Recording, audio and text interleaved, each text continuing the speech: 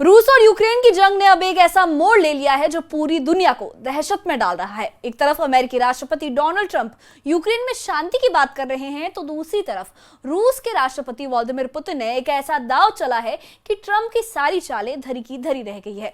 खबर है कि पुतिन ने परमाणु हथियारों को हाई अलर्ट पर रख दिया है और बेलारूस से लेकर उत्तर कोरिया तक एक ऐसी जंग की तैयारी शुरू कर दी है जो दुनिया को तीसरे विश्व युद्ध की कगार पर ला सकती है। क्या ट्रंप की गुप्त डील लीक होने से यूक्रेन को धोखा मिला है और क्या पुतिन अब परमाणु बम की धमकी के साथ बाजी पलट देंगे? नमस्कार, हमारे डिजिटल प्लेटफॉर्म पर आपका स्वागत है। आपके साथ मैं हूं चंद्रप्रभा शर्मा। बात करेंगे रशिया यूक्रेन वॉर की।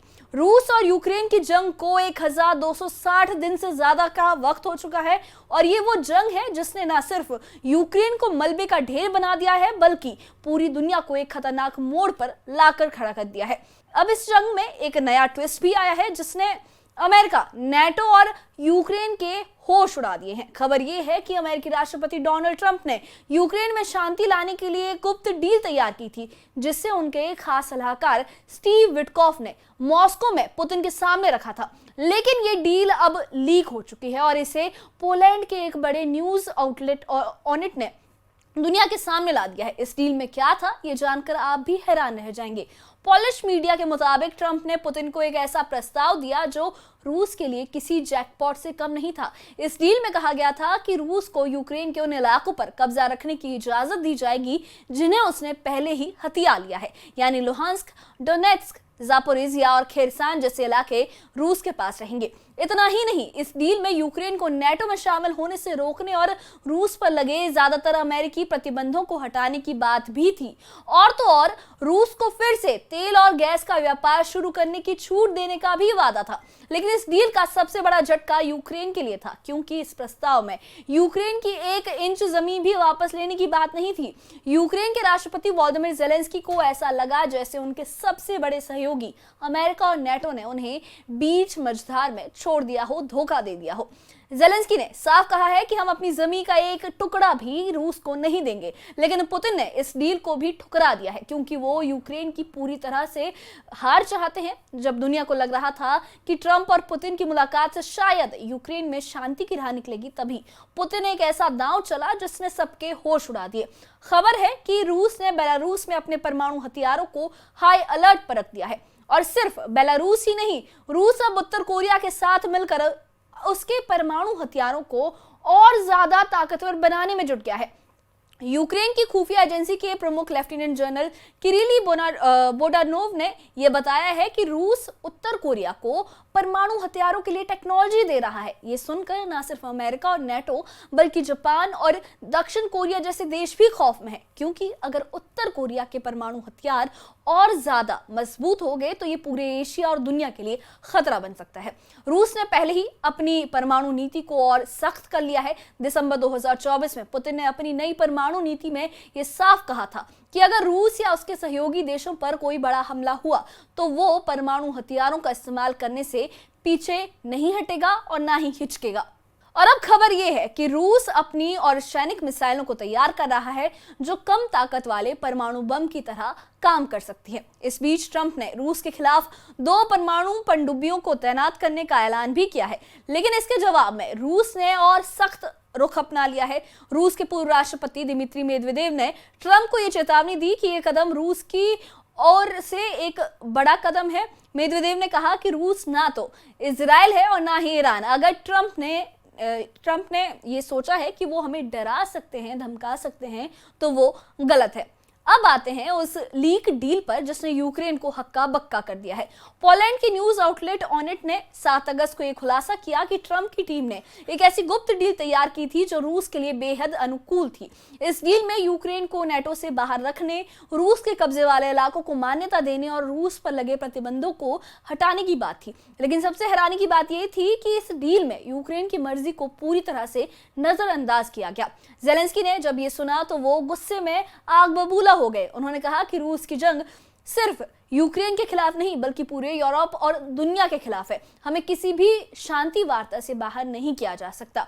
ज़ेलेंस्की का गुस्सा जायज भी है, क्योंकि यूक्रेन पिछले 2.5 साल से रूस के खिलाफ अपनी जमीन और आजादी की लड़ाई को लड़ रहा है। पॉलिश मीडिया का दावा है कि ट्रंप ये डील इसलिए कर रहे हैं ताकि वो नोबेल शांति पुरस्कार जीत सके। लेकिन इस डील के लीक होने से न सिर्फ यूक्रेन बल्कि नाटो और यूरोपीय देशों में भी हड़कंप मच गया है, क्योंकि अगर ये डील सच साबित हुई तो ये नाटो की एकता और यूक्रेन के लिए उसके समर्थन पर बड़ा सवाल उठाएगी। इस जंग में नाटो भी अब एक बड़े पेच में फंस गया है। ट्रंप ने नाटो देशों को साफ कह दिया है कि वो यूक्रेन को हथियार देने के लिए अमेरिका की मदद का इस्तेमाल करें, लेकिन साथ ही वो रूस के साथ शांति की बात भी कर रहे हैं। ये दोहरा रवैया नाटो के लिए मुश्किल खड़ी कर सकता है।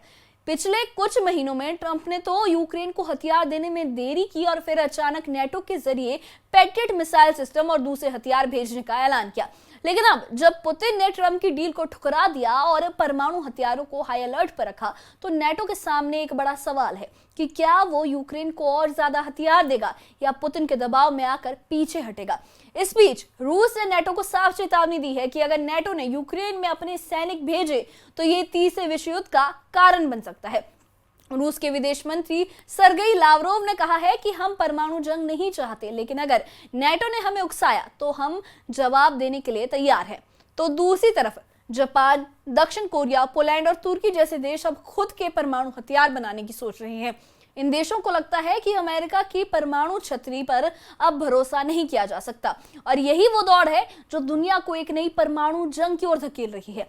पुतिन की रणनीति अब साफ है, वो ना तो ट्रंप के अल्टीमेटम से डर रहे हैं, ना ही नाटो के दबाव से। रूस ने यूक्रेन पर अपने हमले और ज्यादा तेज कर दिए हैं। हाल ही में रूस ने यूक्रेन के कई शहरों जैसे कीव, खार्किव और सुमी पर 100 से ज्यादा ड्रोन और मिसाइलों से हमला किया है। इन हमलों में कई लोग मारे गए हैं और यूक्रेन की बुनियादी सुविधाएं तबाह हो गई हैं।